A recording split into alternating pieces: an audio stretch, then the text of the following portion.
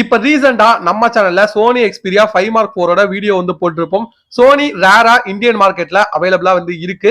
இந்த போனை நம்ம இந்தியால வாங்கி பிரைமரி டிவைஸா யூஸ் பண்ண முடியுமா? முதல்ல அதோட கன்சர்ன்ஸ் எல்லாம் நம்ம தெரிஞ்சுக்கணும்.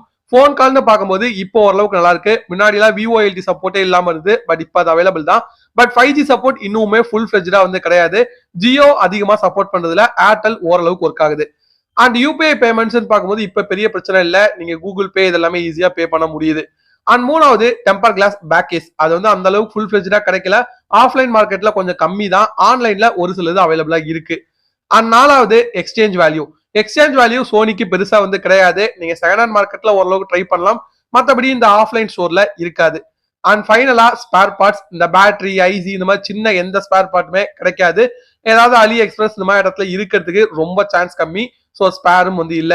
ஸோ பிரைமரி டிவைஸா யூஸ் பண்றது ரொம்ப கஷ்டம். செகண்டரிக்கு சோனி பிடிச்சிருக்குன்னா கண்டிப்பா வாங்கி ட்ரை பண்ணி பார்க்கலாம். இதை பத்தி உங்க ஒப்பீனியன் என்னங்கிறத கமெண்ட்ல லீவ் பண்ணுங்க.